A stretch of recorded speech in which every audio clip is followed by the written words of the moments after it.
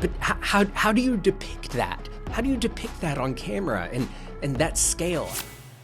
Hey everybody, Colton here, and today's Ask Colton question comes to us from Sebastian. Sebastian writes, have you heard the rumor that Sentry stops an incursion with his bare hands? How is that possible? I know he's like the Marvel Superman and is very strong, but I can't picture in my mind what it would look like for him to physically stop two universes from colliding. Is there comic precedent for this? All right. Thanks so much for the question. So yeah, Sentry, he was introduced to the MCU in Thunderbolts, right? His friends call him Bob, and he's basically the most powerful being on Earth. He's one of the most powerful beings in all of existence, and we've long assumed that he would have a big role to play in Doom's plan to conquer the multiverse. Could we see Dr. Doom attempting to steal his power? Could we see Doom simply seeking to kill him so he can't stand in his way? Could we see Doom wanting to recruit him to his team or control him or get him to turn into the Void, thinking that the Void would be on his side?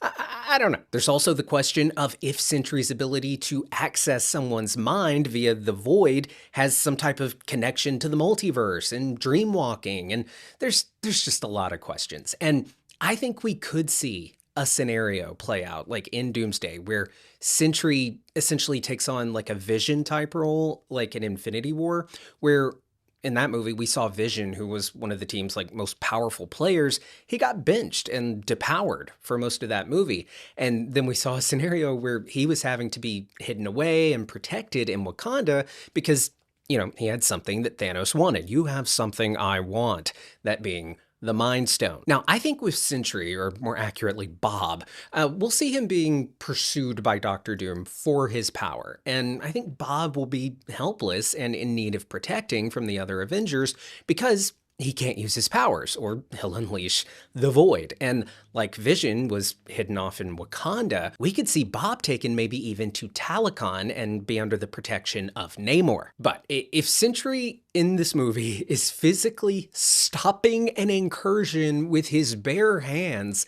then that means that Bob does at some point release the Sentry, which could then release the Void. And sidebar real quick, I know the Void is a bad guy, but that doesn't mean that he'd be Team Doom necessarily. And imagine if we got to see Bob go Sentry and then he can't, keep the darker half at bay, and then out comes the Void and we see the Void versus Doom, and the Void make Dr. Doom relive his darkest moment. And that could be the way that we learn Doom's origin story. We see his family die, how he got his face scarred, why he looks like Tony Stark. That would be awesome for either Doomsday or maybe even wait till Secret Wars. But those are just my thoughts. I think that'd be cool. Anyway, let's talk about this report, okay? So the report is that Sentry stops an incursion with his hands.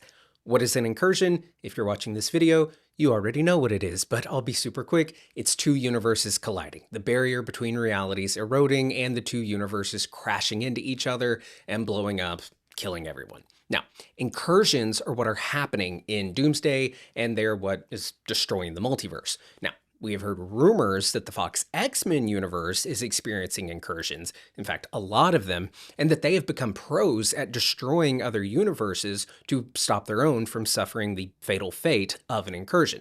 But it sounds like we are going to be seeing a scene in Doomsday where an incursion is happening and the two universes are literally like a human wingspan away from touching, and Sentry will then swoop in, put his arms up, and stop them.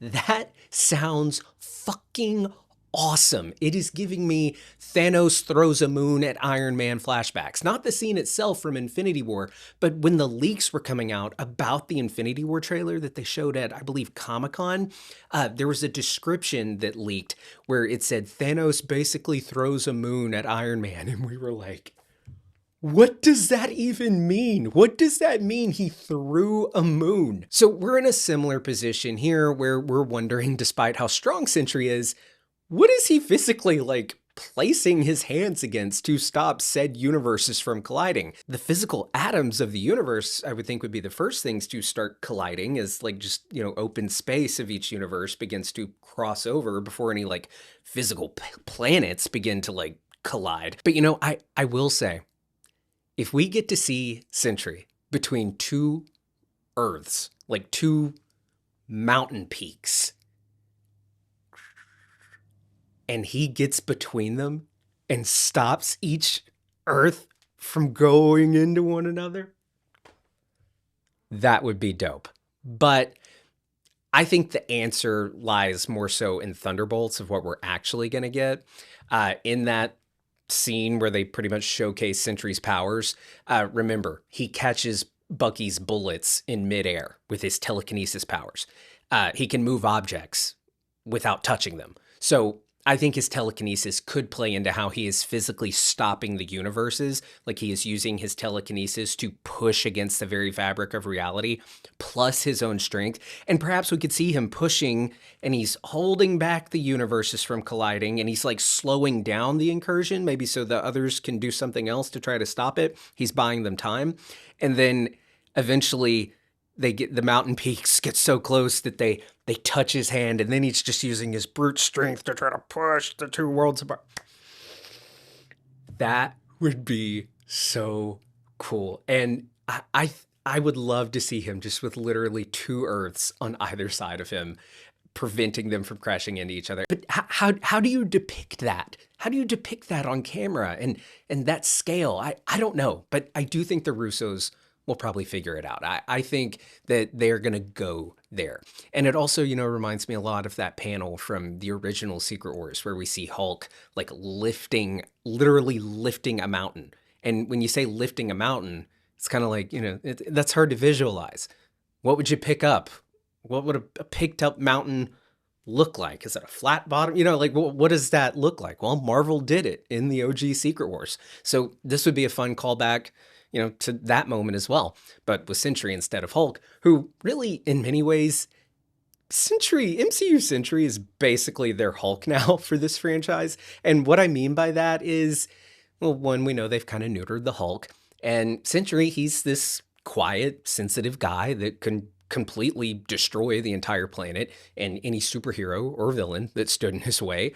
He has a split personality issue with a rage-filled half. He's very Hulk, and I'd say he's more Hulk than the actual Hulk right now. But hopefully Spider-Man Brand New Day will change that. But yeah, I think this sounds dope. I'm, of course, very excited. I've been excited, as I know many of you have as well, for Doomsday. It took a little while for everyone else to start getting excited, right? People were kind of sleeping on Doomsday, but we knew the moment, right? We knew the moment that they announced the Russo brothers were coming back and RDJ was coming back. I could just feel this shift that screamed to me that they know that they have to make the best movie they've ever made in Doomsday, and that the entire franchise is riding on it. And I think that's what we're about to get. And, speaking of Sentry, I think Thunderbolts was a major step in the right direction. That movie was magnificent. Magnificent. It might be my favorite MCU movie of the multiverse saga. The only other one that I think could challenge Thunderbolts for best multiverse saga movie would be Guardians 3. I don't know which I prefer. I feel like I would probably say Guardians 3. I need to rewatch them both. I think I've only seen each one time, when I saw them in theaters. So I need to watch them again. They're both great. Now, while we're here, I thought we would also talk a little bit about some kind of old news at this point, but there was a quote from Lewis Pullman, who plays the Sentry, talking about the different team-ups and character pairings that we're going to see in Doomsday and how everyone gets their big moment. It sounds like he also gets a big moment of his own, stopping an incursion with his hands. But Pullman said, and I have the quote pulled up here, it is going back to the serum of back to formula. It's going back to the serum of the human archetypes that our art is built off of. Every character has their moment that builds the dimensions of them. The Russo brothers did that so well. They do not want anyone just sitting in the background. They really took to heart the responsibility of having some of the best actors in the world all together. All right. I love hearing that. I love when storytellers acknowledge the very motifs that mankind's act of storytelling is built on, and how superheroes and comic books are these physical exaggerations of reality that on a mental level and on a thematic level really aren't exaggerated at all. They're very, very real. I mean, take Sentry stopping two universes from colliding and what that could visually look like, but also what it could visually represent. It's this whole biblical Jesus on a cross imagery thing, the sacrificial hero willing to put it all out on the line. And that is something that we have seen in other movies where they have the hero literally doing the arms out. It's a storytelling trope that has been passed down through generations and that we are seeing in films. They did it with Thor in Infinity War when he was making Stormbreaker. They did it with Cap in Winter Soldier when he was holding that helicopter from taking off. And the Russo brothers, they directed both of those movies. So I'm expecting that we are going to see that with Sentry as well. We're going to get a scene like that. It's going to be that big moment where both his arms are out. I think, oh God, that's going to be so cool. Pullman also went on to describe the movie as an ancient epic, which just sounds perfect. So he continued, there's a lot of really exciting pair-ups that happen. A lot of fans will be really excited. It's so fun to dream about. What if A and B would work together? Would B and D work together? You get to see a lot of these fantasies come into fruition. Love hearing that. That's what these movies are made for. The crossover, the shared cinematic universe. This is why you do it. Because look, stories like Raimi's Spider-Man or the Fox era X-Men, they work so well because they weren't shackled to a shared universe. They can just be their own thing and they aren't bogged down by like an overcrowded shared cinematic universe. But with a thing like the MCU, you are willing, like they are willing to take that hit of having a shared universe, having, and this feeling of it perhaps being overcrowded so that you can get these crossover moments. And this saga has been lacking that. So it's good we're finally getting it. And it sounds like we're going to see more great first time interactions that are going to be fun to watch and hopefully we'll recapture that feeling of seeing Iron Man and Captain America on screen together for the first time, as we did in the first Avengers movie. So yeah, this all sounds great. I'm excited. I'm glad that new characters are going to have their moments to shine in this movie. I want my Thor and Steve Rogers and Magneto moments, of course, but I hope characters like Sam and Yelena, who, yes, have been around for a little while, but now they're like in new positions, new like leadership roles, and I hope they get their moments to shine as well. And it's sounding like they will. All right. Thank you so much for the question, Sebastian. Great name, by the way. If you're new here, everyone, anyone who's watching, if you're new here, please feel free to subscribe and hit the bell so you get notified every time we upload a new video. And if you have a question you'd like to possibly see answered here on the show, you can submit it to AskColtonNow@gmail.com. We get lots of questions. I try to weed through them and, just pick out the not even necessarily the best questions, but the ones that I think I have an interesting response to. So yeah, thank you so much for watching. I'll see you guys soon. Bye.